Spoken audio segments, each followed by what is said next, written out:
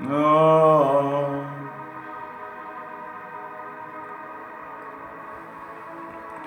Pendant que tu écoutes cette mélodie, ces instruments, sache que c'est pour nous souvenir de la miséricorde de notre Dieu. Miséricorde qui nous permet de prendre la grâce dans sa plénitude, de peser et de mesurer la portée de la grâce et ne pas perdre de vue ce salut vibrant, ce salut merveilleux, ce salut glorieux qui est placé devant nous. Avant toute chose, il est important que chacun se rassure de son salut. Frères, sœurs, bien-aimés, parents, amis, vous qui m'écoutez en ce moment, sachez que la vie réserve des surprises. Et avant qu'il ne soit trop tard, pendant qu'il est encore temps, pense à ton salut. Pense à ton âme. Pense à ton avenir. Pense à l'éternité. La saison de la poussière, l'Éternel Dieu tire l'homme de la poussière de la terre et il fait son image et sa ressemblance, lui conférant les caractères, les valeurs de Dieu. Il peut alors dire que vous êtes des dieux, vous êtes des dieux, et pourtant vous mourrez comme des hommes.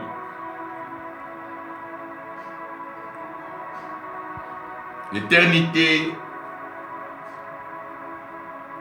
s'acquiert en Jésus-Christ, notre Seigneur et notre Sauveur, le Fils de Dieu qui est venu sur la croix nous révéler le modèle parfait, excellent du Père, se dépouillant de toute sa gloire, vivant une telle humilité, une telle simplicité, une générosité que nul ne saurait expliquer, jusqu'à manifester l'impensable. L'amour a une dimension au-delà de lui-même, car il n'y a pas de plus grand amour que de donner sa vie pour son prochain. Il l'a fait.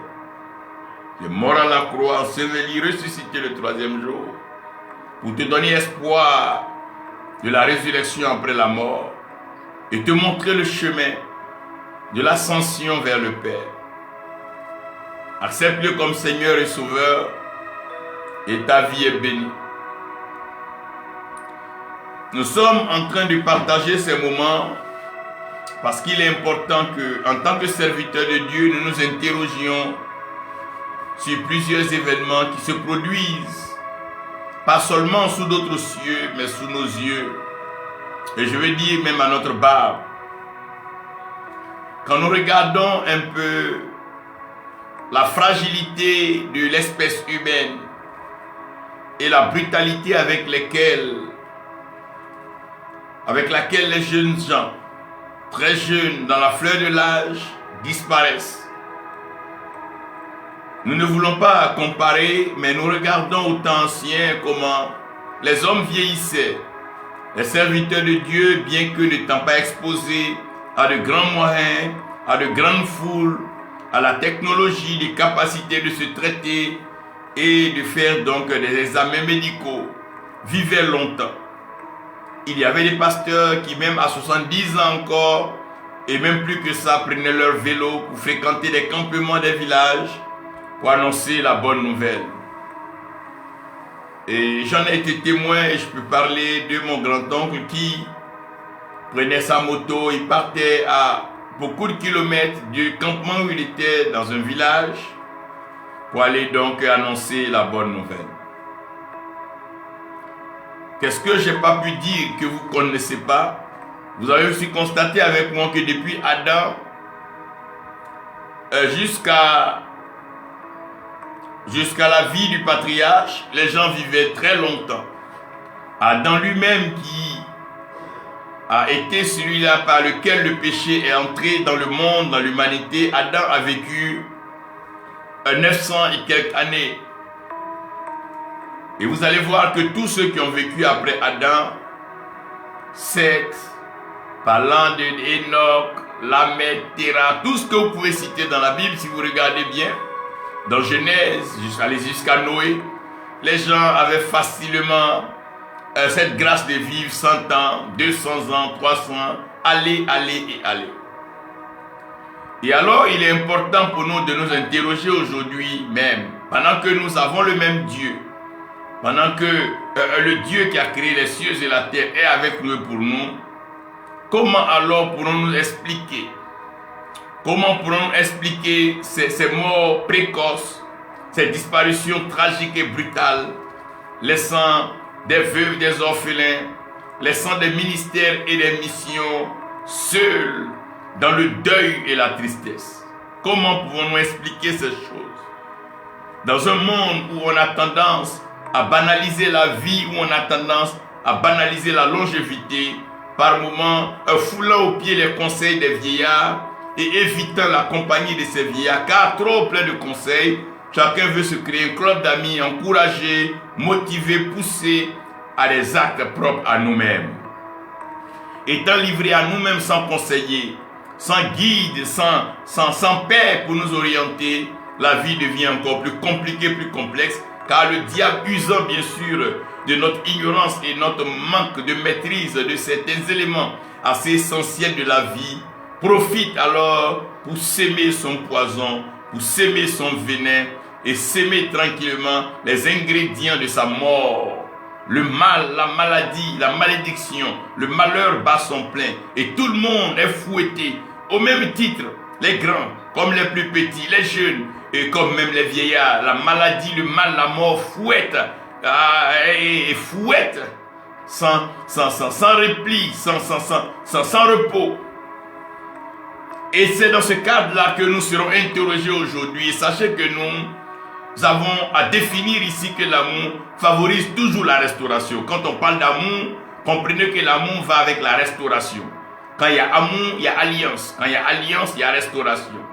Et la restauration a pour but de rendre la vie encore plus belle, plus bonne et plus glorieuse. Elle est belle parce qu'à la voir, tu sens qu'elle est belle. Elle est bonne parce qu'elle est pleine de valeurs, pleine de qualités, pleine de moralité, pleine de leçons. Et elle est glorieuse parce qu'elle reflète la lumière de l'Éternel, sa présence, sa Shekinah. Et le message que j'aurais à partager avec vous, c'est donc dans la saison de la poussière. Nous sommes toujours dans la saison de la poussière. Et dans cette même saison-là, Dieu a donné et Dieu a repris. Dieu a donné et Dieu a repris.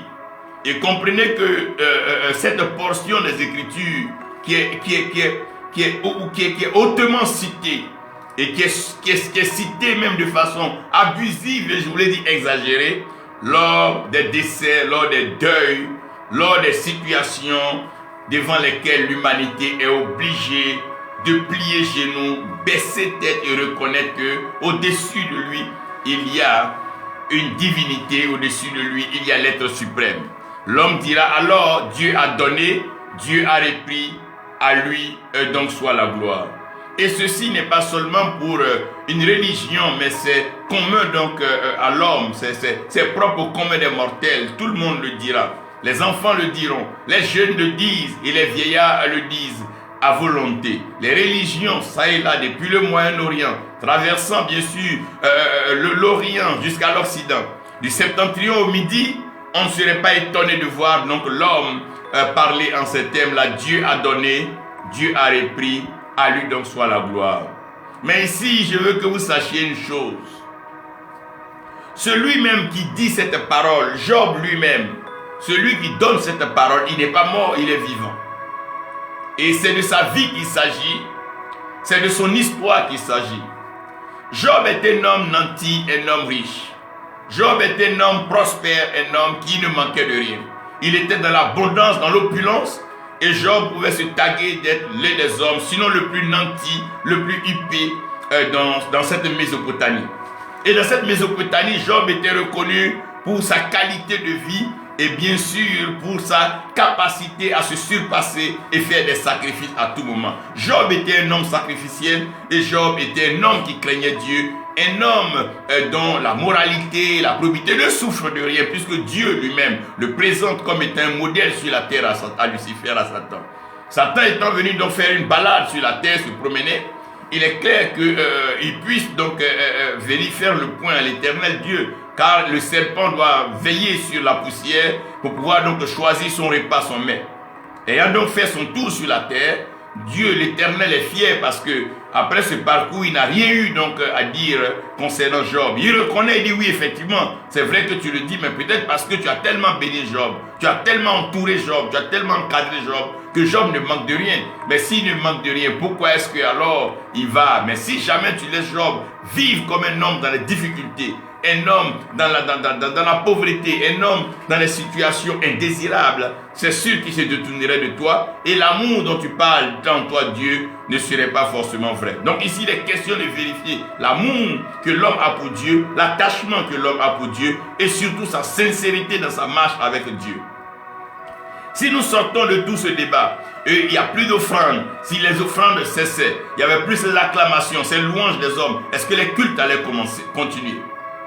Si un jour, ces notions de dîmes, offrandes, ces notions pécuniaires là, étaient donc exclues des cultes, est-ce que les hommes auraient encore le courage, cette envie de servir Dieu? S'il arrivait alors qu'un jour, ces grands temples, ces lieux d'acclamation, ces cérémonies, ces invitations, avec ces billets d'avion et tout le folklore d'accueil à l'aéroport, les fleurs et tout, ces belles choses qui motivent l'homme, si tout cela cessait, est-ce que l'homme allait continuer de prendre son bâton de pèlerin et prêcher l'évangile? Est-ce que l'homme allait le faire? Il est donc clair ici que Job, comme nous tous, nous devons faire face à ce test-là. Est-ce que notre amour pour Dieu est prouvé?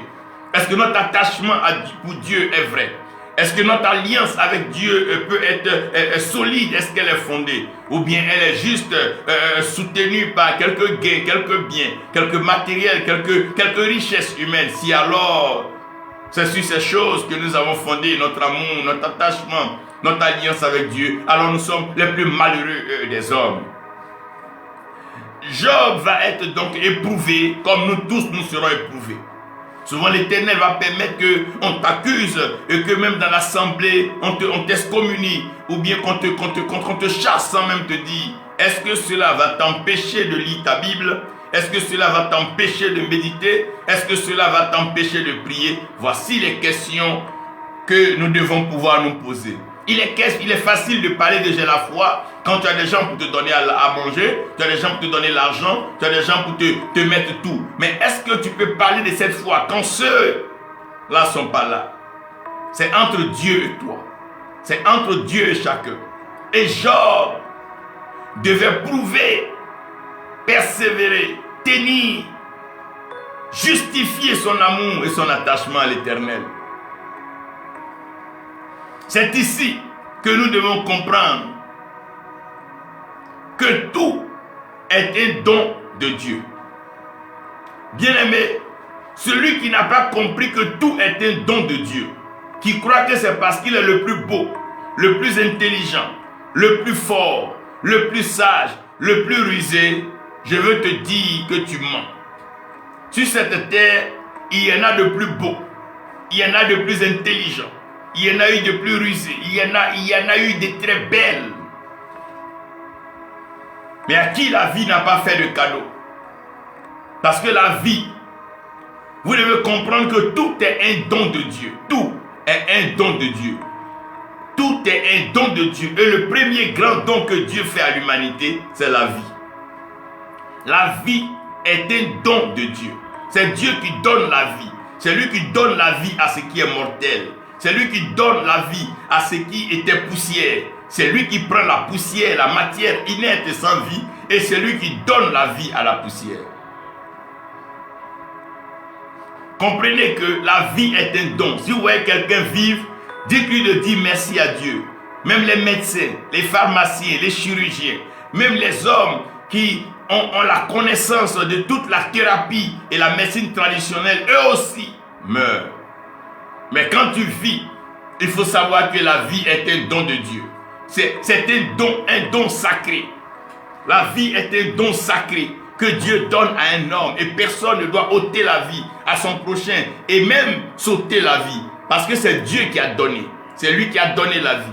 Il donne la vie aux hommes, il donne la vie aux femmes. C'est Dieu qui donne la vie à qui il veut. Bien-aimé, tout est un don. Si tu as compris que tout est un don, alors tu sauras que la vie est un don. La vie est un don. Non seulement la vie est un don, mais la santé est un don. La santé est un don. Certains sont nés aveugles. La Bible parle de l'aveugle-né. D'autres sont nés sourds. D'autres sont nés muets. Ils n'arrivent pas à parler. D'autres sont nés paralysés. D'autres sont nés avec certaines maladies héréditaires. D'autres sont nés drépanocytaires. D'autres sont nés avec des infections depuis les parents. La santé est un don de Dieu. Bien-aimé, quand tu es en bonne santé, quand tu arrives à te lever pour faire du sport, rends gloire à Dieu. Quand tu es en bonne santé, tu arrives à transpirer, tu arrives à faire du sport, tu arrives à courir, tu arrives à nager, dis merci à Dieu. C'est un don de Dieu. La santé est un don de Dieu. De la même façon que Dieu donne la vie, il donne la vie avec la santé. Si tu as la vie et que tu as la santé, il faut toujours lui rendre gloire. Parce que la vie est un don de Dieu. La santé est un don de Dieu. Tu peux avoir la vie, tu peux avoir une bonne santé, mais ne pas avoir de famille. Il y a des femmes qui n'arrivent pas à enfanter. Il y a des hommes qui n'arrivent pas à faire des enfants. Il y a des femmes qui n'arrivent pas à se trouver un conjoint. Il y a des hommes qui n'arrivent pas à se trouver une épouse. Mais la famille est un don. La famille est un don. Si Dieu t'a permis d'avoir une famille, rends-lui gloire. Parce que la famille est un don. C'est un don de Dieu. C'est Dieu qui donne. Si Dieu t'a fait grâce d'avoir une femme, d'avoir des enfants, d'avoir une maison, d'avoir à manger, oh bien-aimé, rends gloire à Dieu. Ce n'est pas donné à tout le monde. Il y en a de plus beaux, il y en a de plus belles, il y en a de plus instruits, il y en a de plus intellectuels qui jusqu'aujourd'hui n'ont pas un seul enfant, qui n'ont même pas un lieu où s'asseoir avec une famille, partager un repas familial. Ça n'existe pas. Rends gloire à Dieu parce que tout est un don.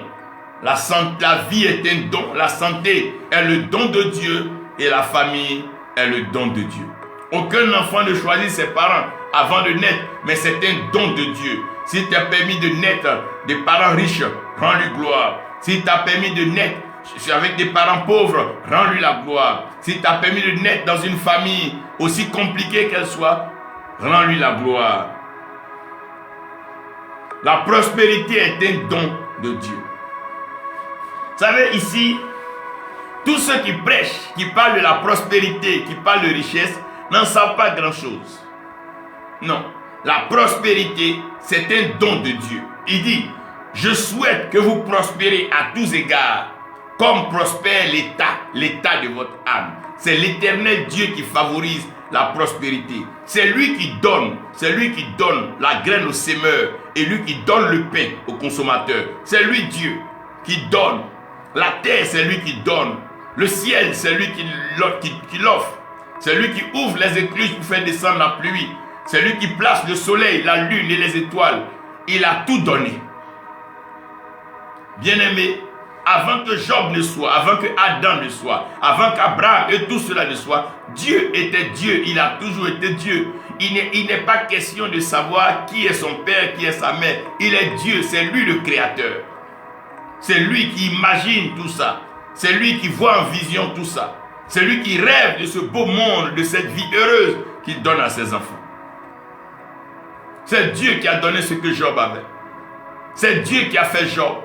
Job ne s'est pas fabriqué. Job n'est pas descendu en Mésopotamie et comme ça, non. C'est Dieu qui a créé Job. C'est Dieu qui a fait Job. C'est Dieu qui a donné la vie à Job, la santé à Job. C'est lui qui lui a donné la famille et la prospérité. Mais bien aimé,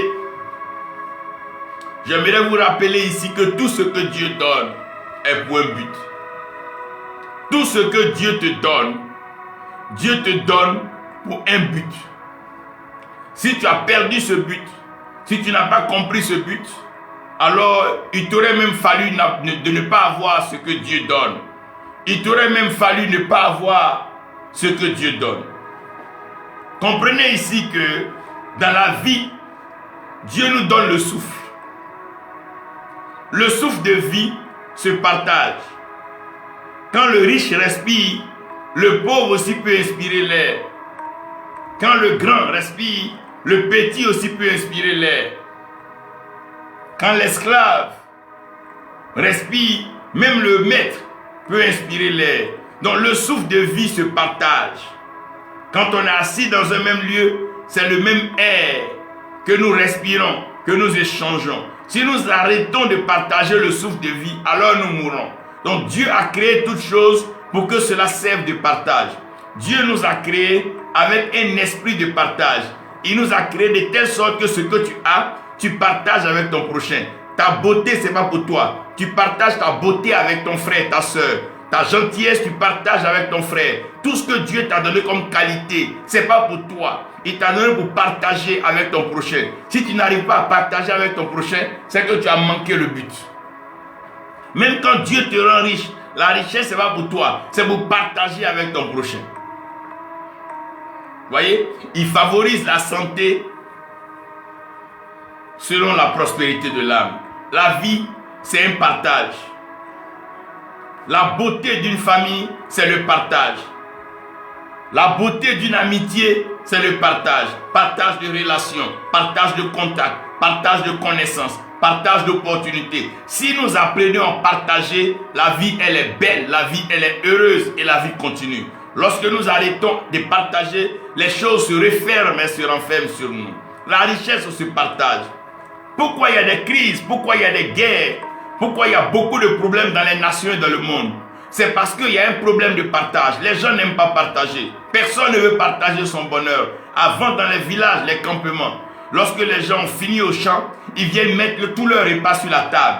Et ils partagent un peu de tout ce que chaque femme a préparé. Chacun rentre chez lui, nourri totalement, sans manquer d'aliments. Si ta femme a fait du foutou igname, l'autre sa femme a fait un peu de riz, l'autre foutou banane, un peu de taro, la table est complète, c'est une table garnie, c'est une table pleine et chacun se gave à volonté, à satiété. Même si ce que ta femme a préparé n'est pas ce que tu veux manger, mais sur la table, tu auras au moins un repas qui te sied. La richesse se partage. Mon frère, ma soeur, la richesse se partage. Si on partageait certaines de nos richesses avec les voleurs, peut-être ils n'allaient même plus voler. C'est parce que l'homme est égoïste, l'homme ne veut pas partager. Mais Dieu a donné la vie, Dieu a donné la santé, Dieu a donné la famille, Dieu a donné la prospérité, mais c'est pour partager. Si l'homme n'a pas compris que c'est pour partager, c'est que Dieu n'a rien compris. C'est que l'homme n'a rien compris de ce que Dieu veut, excusez-moi. Dieu a créé l'homme à son image selon sa ressemblance, pour que l'homme partage.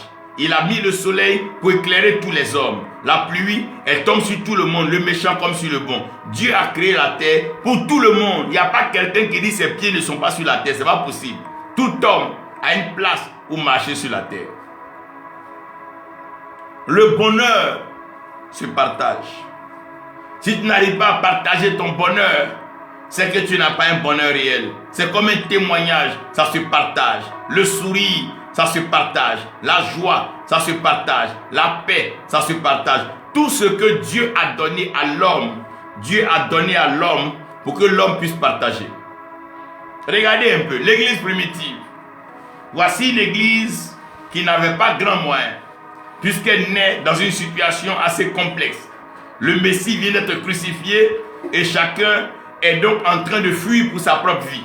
Pierre, déjà de passage, a eu à renier pour sauver sa propre vie. Et ils se retrouvent en train de commencer un temps de prière.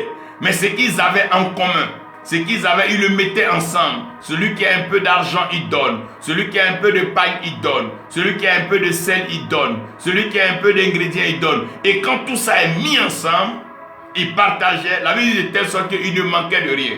Donc le fait de ne rien manquer, ça ne vient pas du fait qu'on soit trop riche, mais ça vient du fait qu'on partage.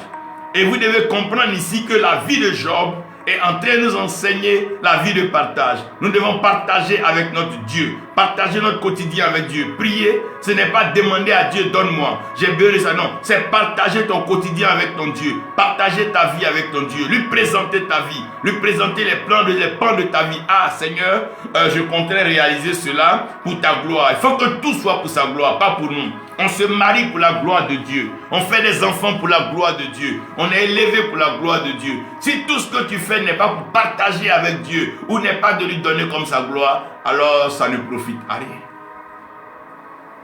Il t'a tout donné. Tout ce qu'il veut, c'est que tu lui donnes la gloire. David dit, c'est toi qui m'as tout donné. Ce que je te donne, les affaires des 10 000 offrandes, c'est qu'on envoie. Ça ne doit même pas créer un débat. Si on est conscient que c'est Dieu qui nous a tout donné, mais on doit lui donner. Pourquoi quand on respire, on ne se plaint pas parce qu'on a fait sortir tout l'air, mais c'est parce que c'est lui qui a mis dans nos narines. Si on ne lui redonne pas l'air, mais on va mourir étouffé. Bien-aimé, l'Église doit comprendre que sans partage, elle n'ira nulle part. Les amitiés sans partage ne vont nulle part. Marie une femme, si tu ne peux pas partager le peu que tu as avec elle, mais la relation n'ira nulle part. Parce que le partage permet à la vie d'avancer. Même la marche, c'est les deux pieds qui partagent les distances. Dès que le pied gauche prend un peu, le pied droit prend un peu. C'est comme ça qu'on appelle une marche. Mais si le pied gauche seul veut avancer, c'est plus une marche, c'est des sauts, c'est des bonds. Vous devez comprendre que Dieu a créé l'homme avec l'esprit de partage, avec la pensée de partage. Et tout ce que Dieu donne se partage. La connaissance se partage, la révélation se partage, la puissance se partage. Tout ce que Dieu a donné se partage. C'est Dieu lui-même qui ne partage pas sa gloire avec les images taillées et tout. Sinon Dieu glorifie l'homme. Est-ce que tu partages ton bonheur avec ta soeur? Quand tu te réveilles matin, que tu as encore du pain et que le voisin n'a pas encore mangé, qu'est-ce que ça te dit? N'oublie pas que l'homme est créé à l'image et selon la ressemblance de Dieu. Quand tu fais du bien plus petit que soi, tu vois une femme âgée dans un taxi, tu lui payes le taxi. Tu vois quelqu'un d'un certain âge dans un rang, tu lui dis viens à ma place. Mais tu es en train de faire du bien à Dieu, tu es en train de partager. C'est dommage que sous d'autres cieux, quand quelqu'un est élevé, quelqu'un a une position élevée, au lieu de partager, c'est comment brimer, malmener, maltraiter les autres. Non, on n'est pas grand pour faire du mal aux petits. On n'est pas riche pour se moquer du pauvre, mais on est riche pour élever le pauvre. Et on est grand pour pouvoir défendre le faible et le plus petit. C'est comme ça dans chaque famille, les grands frères défendent les petits frères. Mais si toi, le grand frère, c'est toi qui dois frapper tes petits frères, c'est que tu n'as rien compris de la vie. La vie a tout son sens dans le partage d'expérience, le partage des situations, c'est le partage. Avant, dans les villages, les gens n'avaient pas de salle de cinéma, n'avaient pas de télévision ni rien. Qu'est-ce qu'ils faisaient? Ils se retrouvaient les soirs, ils racontaient des contes, ils se disaient des histoires et chacun allait chez lui, édifié, chacun allait chez lui avec une certaine approche de la sagesse, de l'intelligence. C'est là qu'on partageait un peu les secrets sur certaines plantes. Bien-aimé, Dieu a créé l'homme avec un esprit de partage. Il dit, faisons l'homme à notre image et selon notre ressemblance. Il dit, faisons l'homme à notre image, selon notre ressemblance, afin que l'homme domine. Mais l'homme domine comment?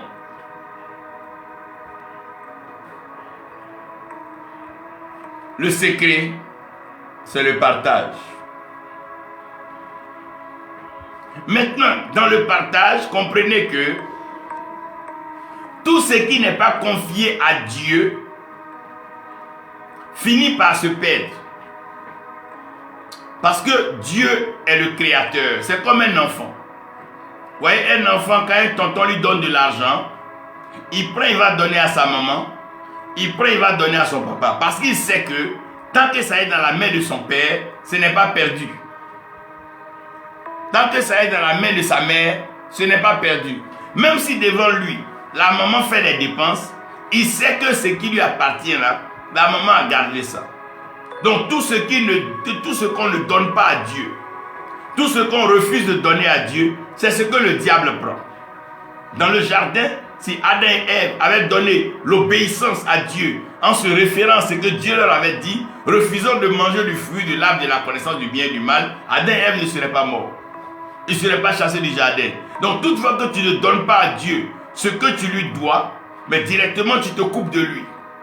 Tu lui dois témoignage, tu lui dois louange, tu lui dois adoration, tu lui dois soumission, tu lui dois obéissance. Nous devons cela à Dieu.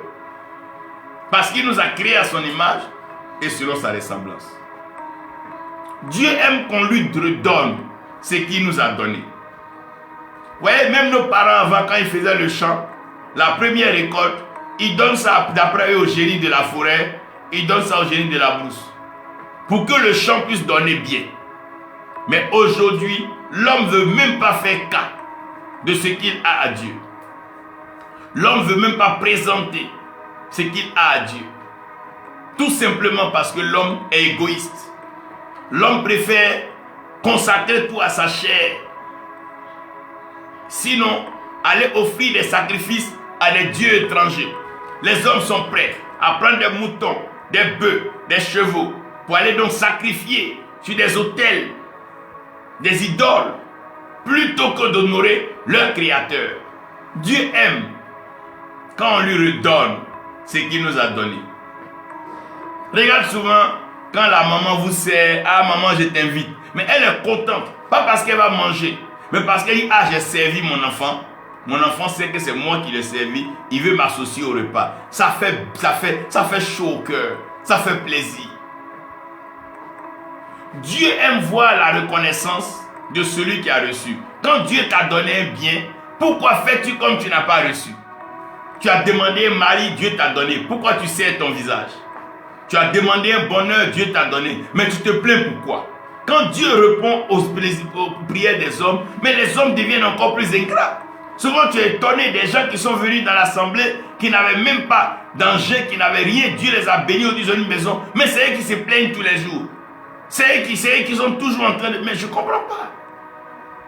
Quelle est cette reconnaissance?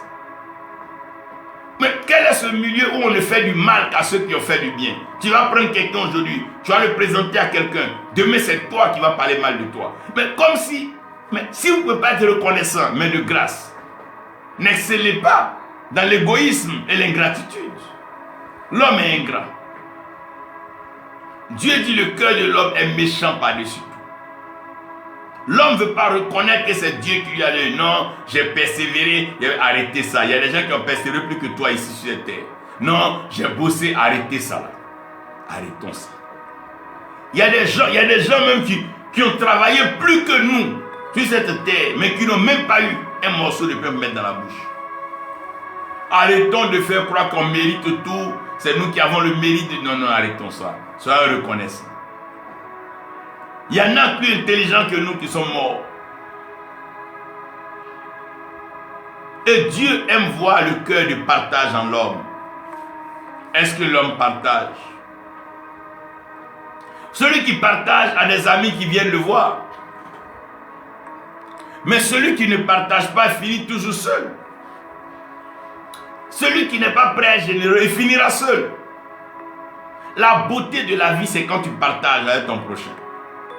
Regardez dans les villages, comment les vieux se retrouvent autour d'un repas, autour d'un pot de bangui. Parce que la vie n'est belle que lorsqu'on partage. Et regardez, avant de commencer à boire, ils vont verser un peu à terre, toi pour dire, ils invitent leurs ancêtres.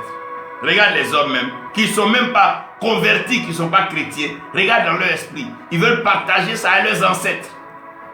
À plus forte raison, l'homme refusera de partager avec son Dieu, son Créateur. Dieu aime voir la responsabilité de l'homme qui reçoit selon la multiplication. Comment l'homme sème. Quand Dieu te donne, comment tu vas s'aimer? Dieu te donne, toi tu fais quoi? Voici un peu les préoccupations qui amènent l'homme à croire que c'est Dieu qui a repris. Sinon, si je t'ai donné quelque chose, que ce que tu fais avec ça me plaît, pourquoi je vais reprendre? Si tu as donné un ballon à un enfant et il joue à minuit, il ne dort pas, mais tu vas reprendre le ballon. Mais ce pourquoi tu lui as donné, il n'est pas en train de faire. Si tu donnes un cahier à un enfant, au lieu d'étudier, il est en train de déchirer les feuilles, mais tu vas lui arracher. Donc quand Job dit Dieu a donné, Dieu a repris, Job ne parle pas de sa vie. Non. Job est en train de parler de ce qu'il a eu comme acquis. Matériel, financier, bien, famille et tout. Job veut faire comprendre à l'homme que même si tu as des milliards, considère que tu n'es pas milliardaire, que tout ça appartient à Dieu. C'est Dieu qui t'a prêté en tant qu'homme sur la terre pour faire ce qu'il veut. Tout ce qu'un homme a sur la terre, c'est Dieu qui lui a donné pour que l'homme fasse donc ce que Dieu attend. Job dit c'est Dieu qui a donné et c'est Dieu qui a repris. Qui a donné le jardin à Adam? C'est Dieu. Mais Dieu les a chassés du jardin. Pourquoi? Parce que Adam et Ève ont eu une attitude qui n'était pas noble.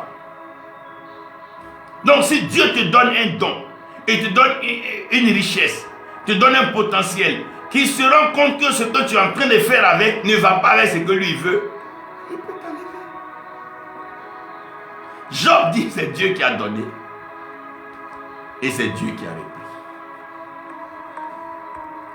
Mais Job, ce qu'il ne sait pas encore, il ne sait pas que Dieu a permis que Satan reprenne. Dieu peut permettre qu'on te vole quelque chose de valeur. Il peut permettre que tu perdes quelque chose de valeur. Il peut permettre que tu perdes une relation dont tu ne veux pas du tout t'en séparer.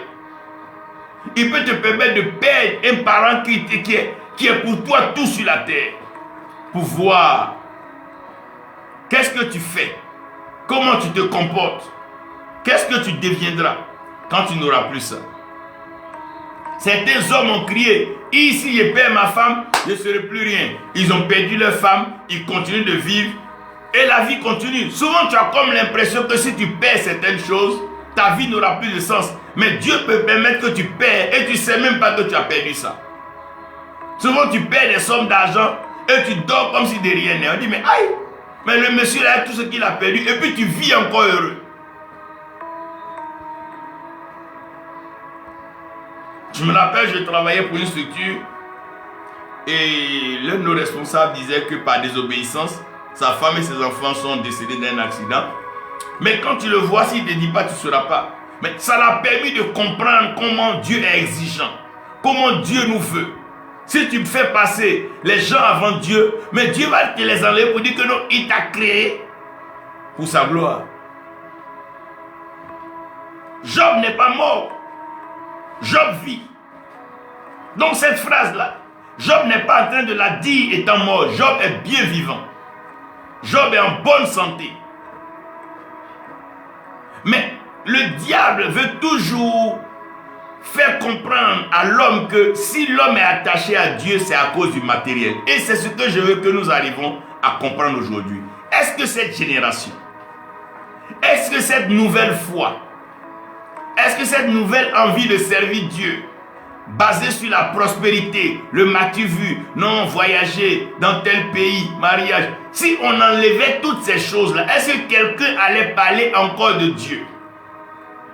Si on enlevait l'internet, on enlevait les ordinateurs, on enlevait les téléphones, on enlevait toutes ces choses-là, est-ce que l'homme allait continuer de parler de Dieu? Satan dit à Dieu, tu as trop béni Job. La position où Job est là, non, c'est normal que Job t'aime. C'est normal que Job parle de toi. C'est normal que Job soit intègre. Mais enlève-lui tout ça là. Enlève tout ce que Job a. Et puis tu vas voir l'homme qui est ingrat. Est-ce qu'il va savoir, il va parler encore de toi? Aujourd'hui, il y a des gens, dès qu'ils sont frustrés à l'église, ils remettent Dieu en cause. Il y a des gens, dès qu'ils perdent leur emploi, ils remettent Dieu en cause. Mais Job dit, c'est Dieu qui a donné, c'est Dieu qui a repris. Dieu peut te donner un poste et puis te faire perdre le poste pour voir qu'est-ce que tu deviens sans ce poste. Est-ce que ce poste-là compte plus que lui, Dieu? Est-ce que l'argent compte plus que lui, Dieu? Est-ce que l'or compte plus que lui, Dieu? Est-ce que la femme, les enfants comptent plus que lui, Dieu? Job a tout perdu. Et c'est Job qui est en train de dire maintenant, Dieu a donné, Dieu a repris. La Bible dit Dieu ne se répand ni de ses dons, ni de ses appels. Donc tout ce qui est spirituel, tout ce qui est valeur, intelligence, capacité que Dieu donne à l'homme, Dieu laisse en l'homme.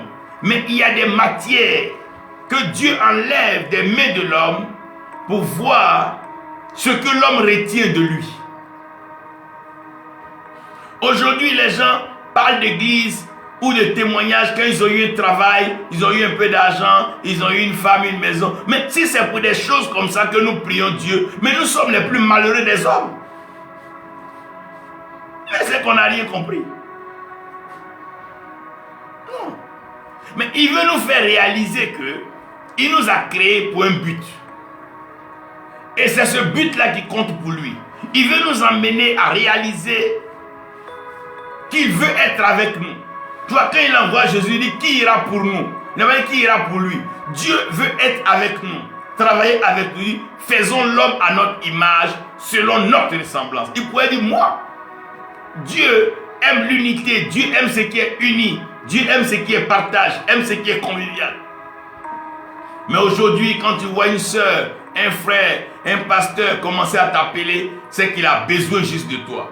Il a besoin de toi parce qu'il ne comprend pas les Écritures, sa vie est compliquée, et là, son ministère n'avance pas. Mais c'est juste pour ça que nous sommes des amis, mais c'est que les amitiés sont malheureuses.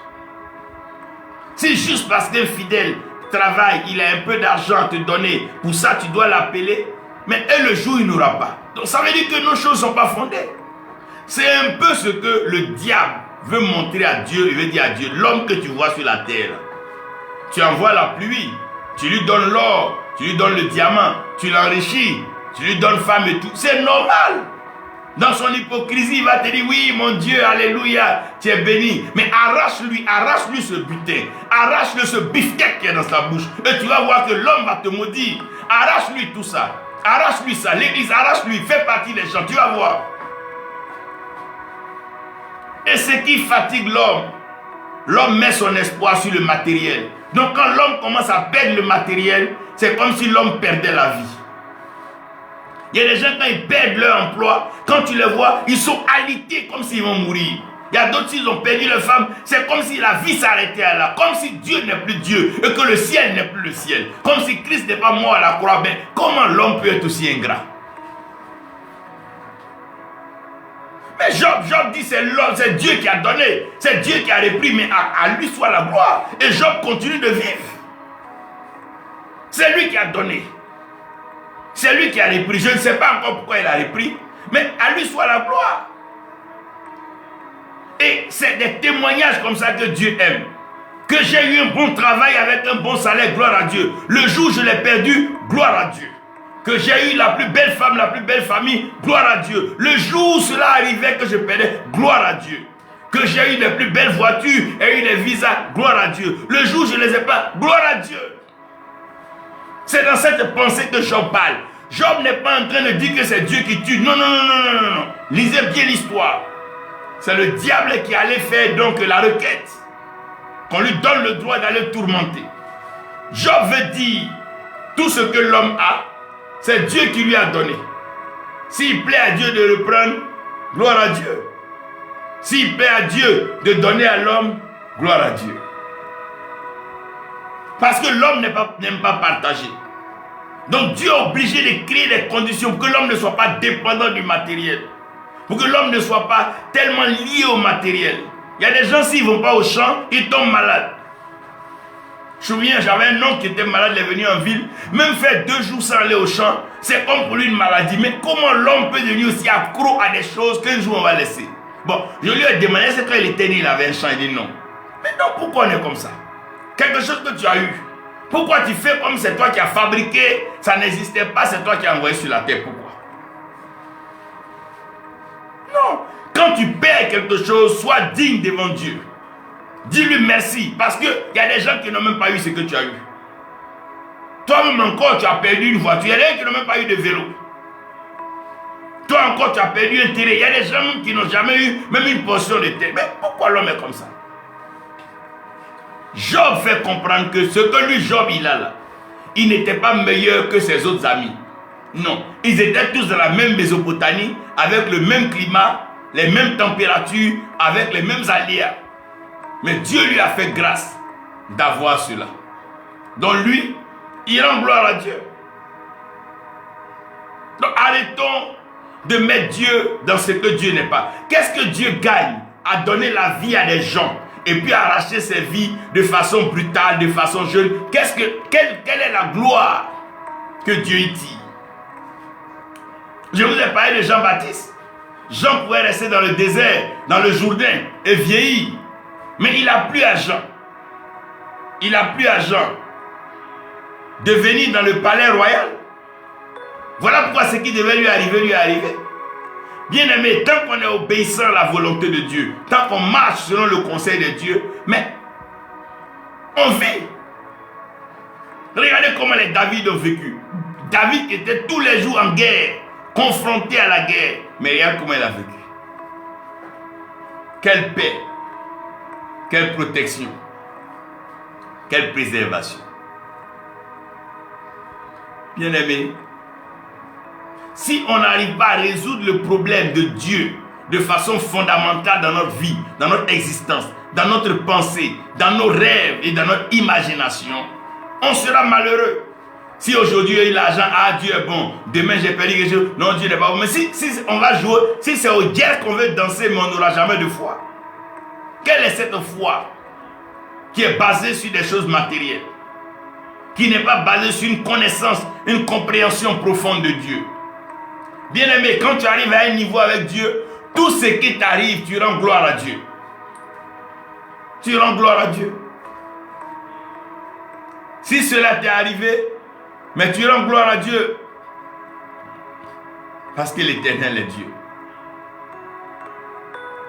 Mais, quand Job dit ça, Job ne s'arrête pas là.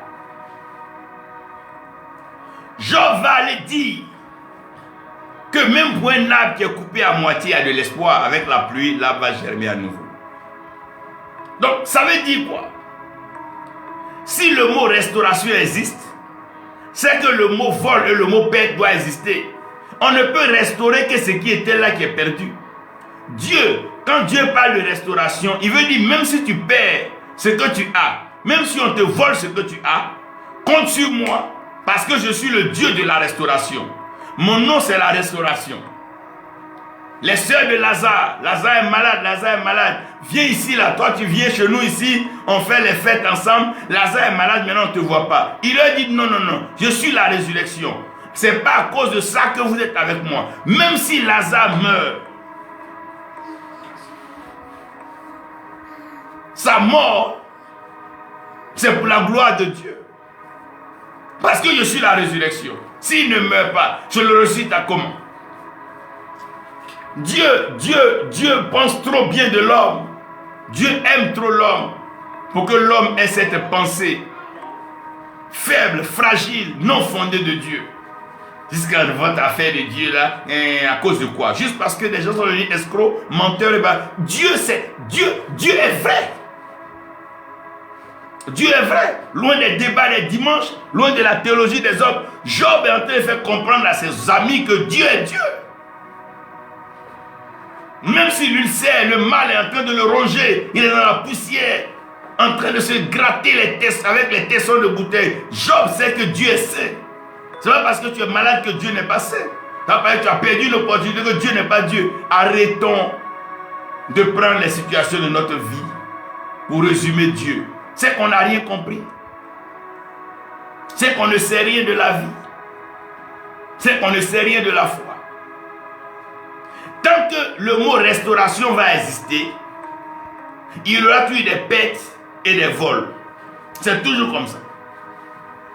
Le jour que le dernier voleur va disparaître, la police, peut-être même ne sera plus là. Parce que tout est fait pour un but. La restauration, c'est pour ce qui est perdu et ce qui est volé. La résurrection, c'est pour ce qui est mort. Tant qu'il y aura des morts, Dieu va ressusciter. Ça veut dire les morts en Christ ressusciteront. Tabitha Dorcas a été ressuscitée. Donc la résurrection est là. Pour la mort, là où la mort frappe, la résurrection arrive. Dieu est libre de ressusciter qui il veut. Jésus a dit, le disciple que vous dites qu'il m'aime, si je veux qu'il vive jusqu'à mon retour, en quoi ça vous regarde? Il peut donner la vie à qui il veut. Si Dieu veut que tu vives 1000 ans, il va te donner 1000 ans. En quoi est-ce que ça le gêne? Ça enlève quoi au ciel? Dieu est capable de nourrir l'humanité. Il l'a fait depuis la création jusqu'à aujourd'hui. Il a nourri le peuple dans le désert. qu'est-ce qui peut intimider Dieu? Tant que le mot délivrance va exister, la captivité ne va pas finir. C'est les captifs qu'on va libérer. Tant que vous allez voir les mots comme libération, c'est que les mots comme prison, captif ne finiront pas. On libère les captifs. On délivre ceux qui étaient possédés. Tant que le mot délivrance fera partie du dictionnaire, du vocabulaire biblique, la captivité sera là. Donc Job est en train de leur faire comprendre que Dieu, c'est dans nos faiblesses que Dieu est fort.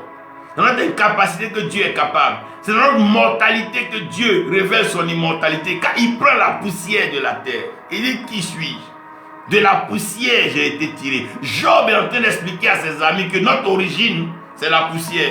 Si ce n'était pas la main de Dieu qui nous a sortis de la poussière, on serait poussière. On serait en train d'être piétiné. Mais il nous a pris de la poussière de la terre et nous a fait asseoir à la table des rois. Aujourd'hui, à la différence des animaux et des objets, nous avons une volonté, une pensée. Nous communions avec lui, nous parlons avec lui, nous partageons avec lui. Quelle grâce, quelle grâce.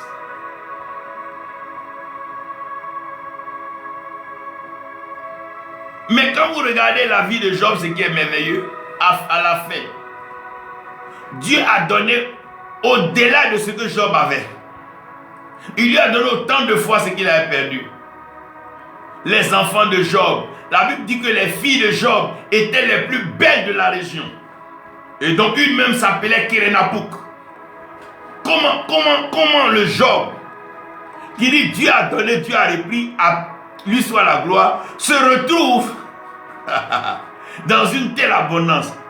Donc ce que Job voulait dire, c'est Dieu a donné, Dieu a repris, mais Dieu redonnera encore et encore. Oh, c'est Dieu qui t'a donné l'argent. Oui, le diable t'a appauvri à quelle situation? Dieu va t'enrichir encore et encore. Dieu t'a donné l'espoir. Les crises, les conflits t'ont mis dans un temps de désespoir. Il te donnera encore espoir, espoir et espoir. Dieu t'a donné un travail pour t'occuper de ta famille. Il fut un temps à cause des complots des hommes. Tu as perdu ton boulot. Dieu va t'en donner encore, encore et encore. Job dit, Dieu a donné et c'est Dieu qui a repris. Mais à la fin de la vie de Job, Job est mieux placé pour dire, Dieu a donné, Dieu a repris, mais Dieu a donné encore, encore et encore. Dieu n'est pas le Dieu qui enlève ses enfants de façon précoce, de façon brutale de la terre. Dieu donne longue vie à ses enfants, à ses serviteurs de Dieu. Mais dans les temps difficiles, ne te tourne pas vers le diable. Si Job était allé pactiser avec le diable, que Job était allé rentrer dans une alliance satanique et diabolique, et que Job avait écouté sa femme qu'il avait maudit Dieu, il serait mort. Car sa femme lui a dit, maudit Dieu et meurt. Job dit, mais pourquoi tu parles comme une insensée? N'est-ce pas tout ce que nous avons? N'est-ce pas Dieu qui nous a donné? Si nous avons perdu tout aujourd'hui, pourquoi maudire Dieu? Que toute la gloire lui revienne. Bien-aimés, bien-aimés, chrétiens, soyons humbles. Certains, avant de connaître Jésus-Christ, qui étais-tu? Qu'avais-tu? Qui te connaissait? Aujourd'hui, à cause du nom de Jésus-Christ, on te donne des micros, on t'invite, on te donne des moyens. Pourquoi l'homme est insatiable comme ça? Jusqu'à aller vendre son âme, vendre à sa famille, exposer sa famille à des pratiques diaboliques sataniques parce que tu veux plus. Oh!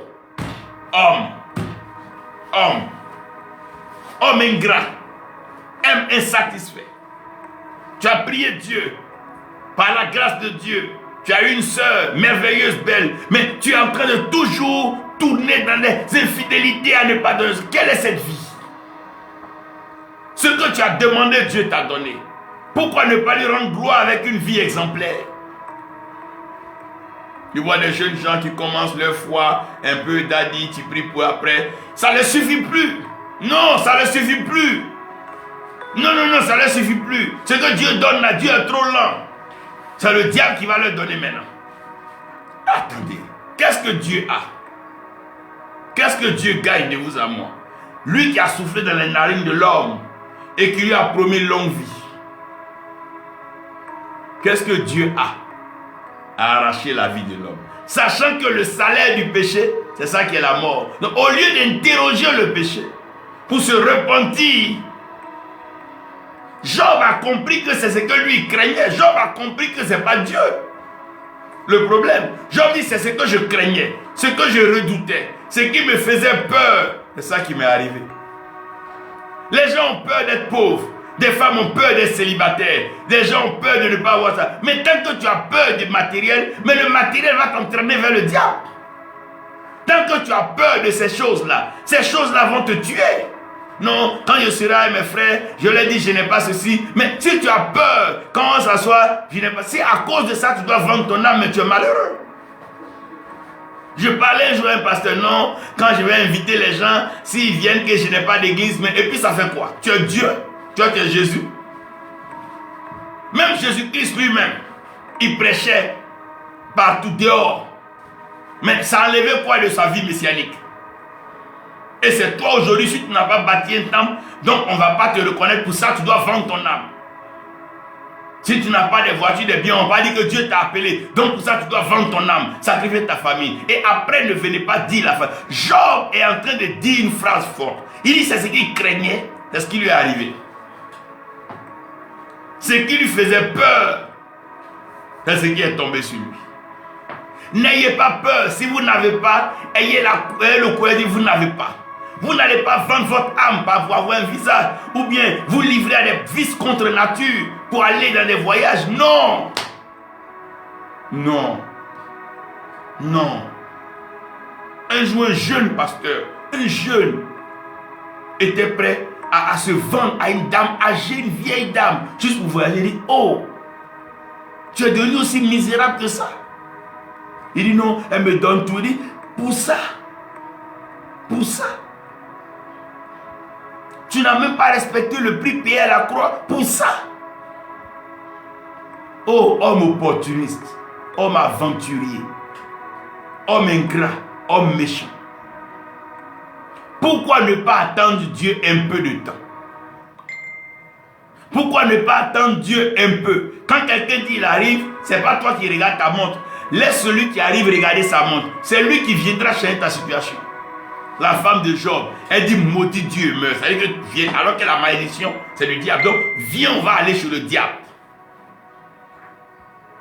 Tu vois des gens qui étaient chrétiens.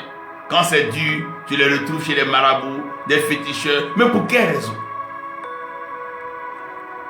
Élie dit, est-ce parce qu'il n'y a pas Dieu en Israël que vous allez aller consulter Baal-Zébouk, Dieu des crons? Attends.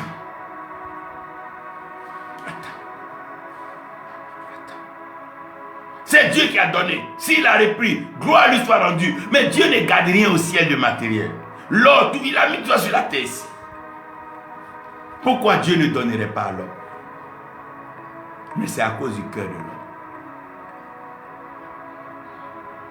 Quand nous on était petits, notre grand-mère, elle espérait te donner un morceau. Et puis elle dit donne-moi. Si tu ne veux pas, elle te laisse. Mais tu donnes, elle va te donner un meilleur. Pour voir ton cœur. Elle te dit non, je vais manger un peu, va regarder. Il sait ta figure, elle dit vas-y, vers ça. L'homme est méchant. Tu vois des jeunes gens qui à peine avaient un vélo ou une moto. Aujourd'hui, ils veulent vendre leur âme pour avoir des limousines. Mais pourquoi? Ce que vous ne savez pas, c'est que le diable est venu pour voler, égorger et détruire, c'est tout. Il sait que si tu attends Dieu, un jour, tu seras élevé. Mais comme il ne veut pas que cela arrive, il anticipe. Tu as vu que tu n'as pas ça. Tes amis ont ça. Tes soeurs ont ça. Mais qui t'a dit que tu es créé pour te comparer à quelqu'un? Non. Dieu t'a créé à son image. Selon sa ressemblance, ça te suffit. Si Dieu lui-même qui t'a créé, ce n'est pas plein de toi, ne te plains pas de toi. Dieu dit il est fier de Job. Dieu dit Job fait sa fierté. Pendant que Job redoutait certaines choses.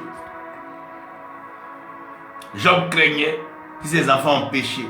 Il partait faire des sacrifices. Ça ne les a pas protégés. Ce n'est pas en partant faire des sacrifices que tu vas te protéger. Tout ce qu'on fait, le diable finit par être exposé. C'est un accusateur. Le diable, c'est l'accusateur des frères. Tu vas aller vendre ton âme à gauche, ça va sortir à droite. Tu vas aller faire donc. Pourquoi ne pas attendre Dieu dans la prière? Pourquoi ne pas s'exercer à comprendre la pensée de Dieu? Un jour, une soeur est venue me voir et dit, papa, je vais me marier. Non, comprends Dieu. Comprends ce que c'est que le mariage. Quand tu aurais compris, tu vas voir que tout homme que tu vas voir, mais tu peux le marier. Si tu n'as pas compris la pensée de Dieu, même ce que Dieu te donne ne va pas te faire du bien. Quelqu'un qui n'a pas compris là, quelqu'un qui n'est pas bourgeois dans son âme, donner de l'argent, il ne sera pas bourgeois. C'est une question d'âme. L'âme doit saisir l'essentiel. Quelqu'un qui n'a pas la richesse en lui, donner de l'argent, il ne sera qu'un grigou, un vulgaire voyou, un kawa quelque part. Tout est une question d'âme. Dieu me dit de te dire qu'il te donnera très longue vie. Ne t'inquiète pas, tu ne mourras pas prématuré. Non, tu ne mourras pas précoce. Il va te donner longue vie parce que quand nous vivons, c'est pour la gloire de Dieu. La vie. Regardez les disciples même qui étaient en pleine période de persécution. Regarde l'âge à laquelle ils sont morts. Ils sont morts âgés, vieux. Et c'est aujourd'hui là qu'on va jouer à notre vie. Arrêtons de dire Dieu a donné, Dieu a repris. Si on ne peut pas ajouter que et Dieu a donné encore et encore. Parce que le Job, c'est lui-même qui nous parle de ça. Dieu l'a tellement béni et Dieu lui a donné assez d'années de vie. Job était devenu l'homme à voir, l'homme à toucher, l'homme à connaître dans toute la Mésopotamie. Parce qu'il avait démontré que même si l'homme est ingrat, Dieu est généreux. Même si l'homme est méchant, Dieu est plein de bonté. Même si l'homme est infidèle, Dieu est fidèle. Sa fidélité durera toujours. Sa bonté est sans limite. Et sa miséricorde, elle ne connaît pas de fin. C'est de ce Dieu-là que nous sommes en train de parler. On ne peut pas blaguer quelqu'un, non, Dieu m'a béni, saute dans 2-3 voitures. Non, quand Dieu bénit même quelqu'un, son âme est calme, il est heureux en lui. Quand quelqu'un est béni, quand on le voit, on sait, il n'est pas agité. Même quand il y a une tempête, il est tranquille. Parce que ce n'est pas ce que les gens voient là qui fait sa force. Ce qui fait la force d'un arbre, c'est sa racine, ce qui est invisible. Ce qui fait l'assurance d'un homme, ce n'est pas ses comptes en banque, ce n'est pas son argent, ce n'est pas ses grands projets, mais c'est qui Dieu est pour lui, qui Dieu est pour toi. Parce que la vie, c'est l'éternel. La joie de vivre, c'est connaître Christ. La joie de vivre, c'est cerner le projet de Dieu pour sa vie et pour la création. La joie de vivre, c'est être agréable au service de Dieu. Qu'est-ce qui motive ta vie? Tu vis pourquoi? Chercher l'argent. Chercher quoi? Les belles femmes, chercher les belles maisons. Mais c'est que tu n'as plus l'envie de vivre. Vis pour honorer Dieu. Vis pour la gloire de Dieu. Vis pour que Dieu soit heureux de toi, frère. Le ciel ne t'abandonnera jamais. Le ciel t'arrosera, te donnera longue vie. Job dit Dieu a donné. Dieu a repris. Mais Dieu a redonné encore. Encore. Et encore. Il les a fait sortir d'Égypte. Ça a été dur. Ils ont souffert dans le désert. Mais bien aimé, à Canaan, il leur a donné assez, assez et assez. Dieu est un Dieu vrai. Quand Dieu donne,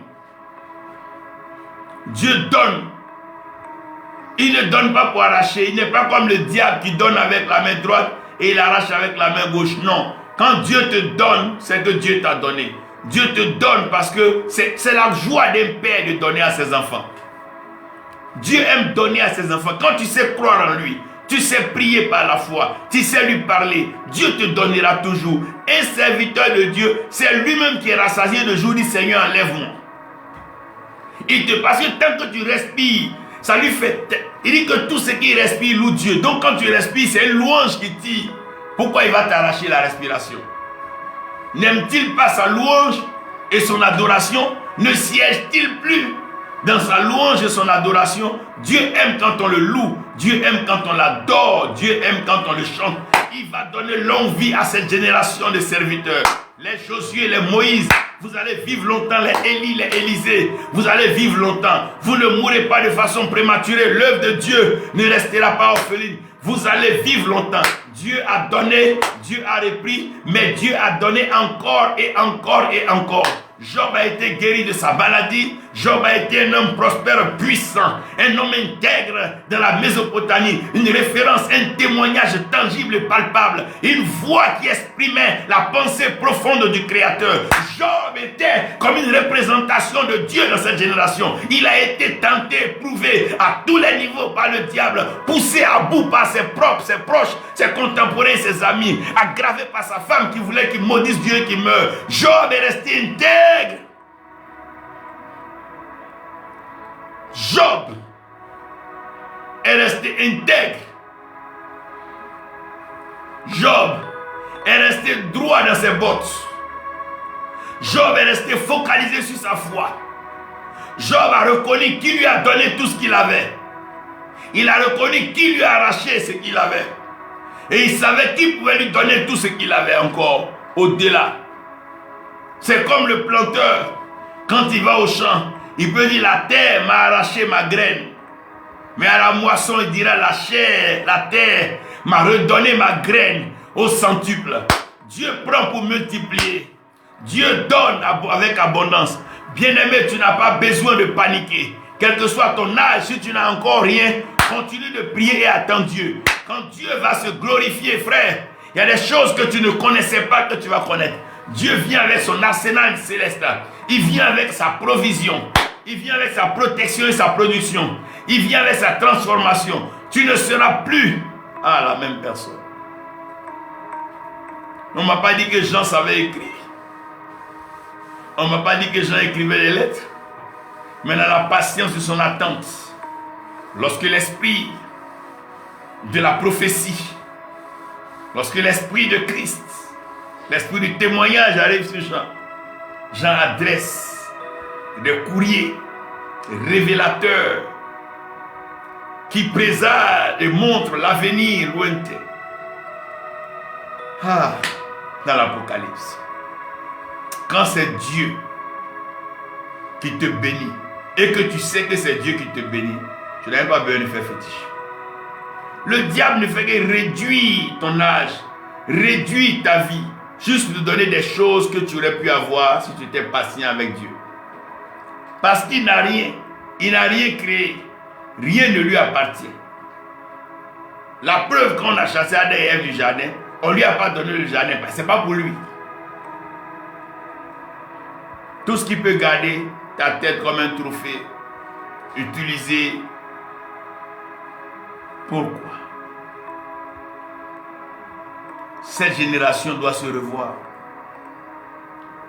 Les morts précoces et prématurés ne sont pas à la gloire de Dieu. Reste à la place que Dieu te donne. Si Jean-Baptiste était resté dans le Jourdain, dans le désert qui se nourrissait de miel et de criquets sauvages, Jean ne serait pas mort. Jean n'aurait même pas eu tous ces problèmes-là.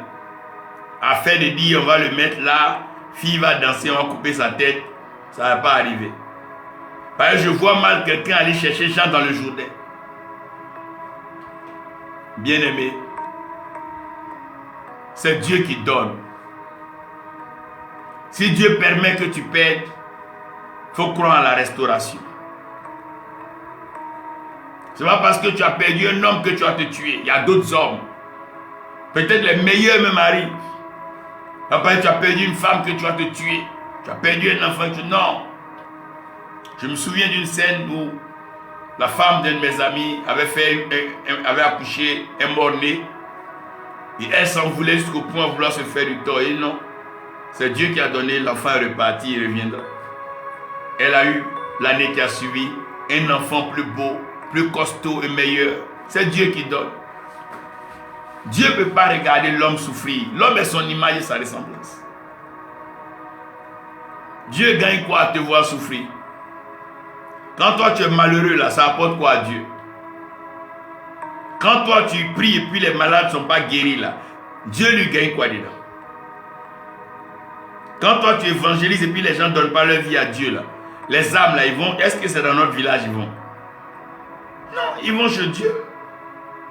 Donc qui a plus intérêt que son œuvre avance sur la terre que Dieu lui-même? Et pour l'œuvre de Dieu, tu vas aller faire tout ça. Pour l'œuvre de Dieu, tu vas aller vendre ton âme au diable. Vends ton âme à Jésus. Donne ton âme à Jésus. Ça va être plus facile.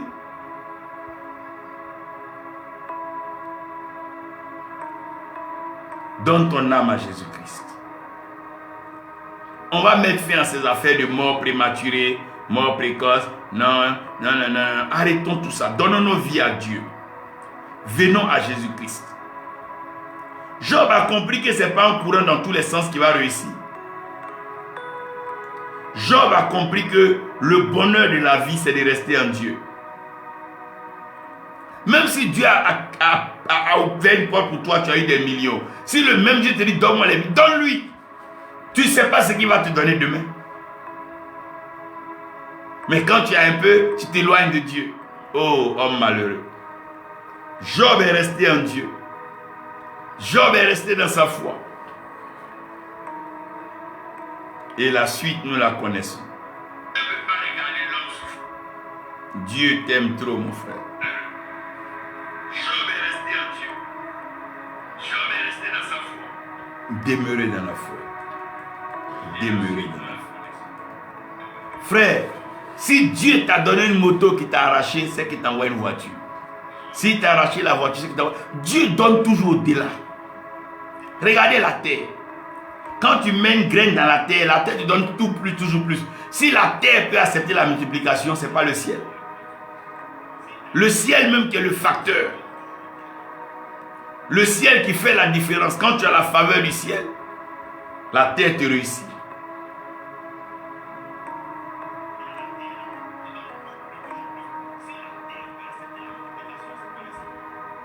Oh, que la mort prématurée s'arrête.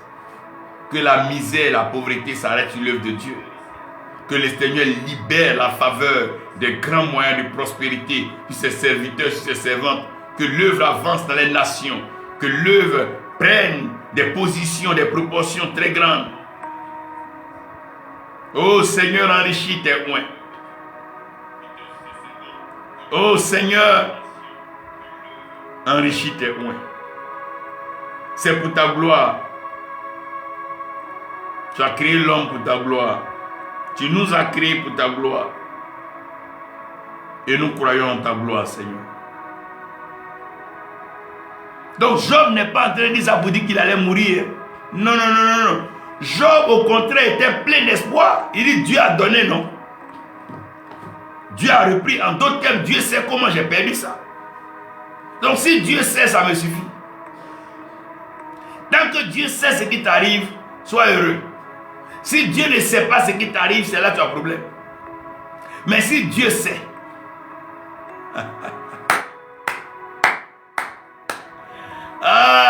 Job dit mon rédempteur. C'est Job qui dit des phrases comme ça.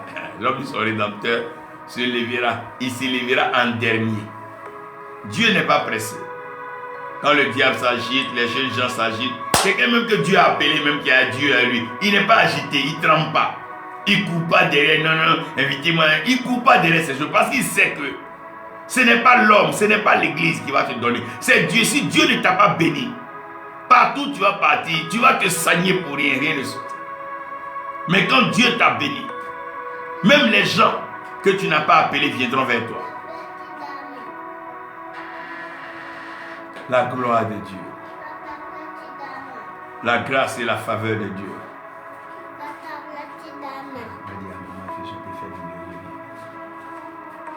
La gloire et la grâce de Dieu. Rosata kadara shate. Irodo sorante brataka. Aratadaka satare brake branta. Iloro sondolo shada karada. C'est une saison de restauration, restauration de vie, restauration de faveur, restauration d'emploi, restauration de foyer, restauration de famille, restauration de dignité, restauration d'image, restauration de nation, restauration de continent. Dieu fera voir le meilleur. Tout ce qui a été détruit par l'ennemi sera rebâti par la grâce, la faveur de Dieu. Ce n'est ni par la force, ni par l'intelligence, mais c'est par son esprit, dit l'Éternel. Oh, Raderi Kantabashanta. Tu es bon, Seigneur. Tu es bon, Jésus. Tu es bon, Seigneur. Merci, Seigneur. Au nom de Jésus-Christ. Amen.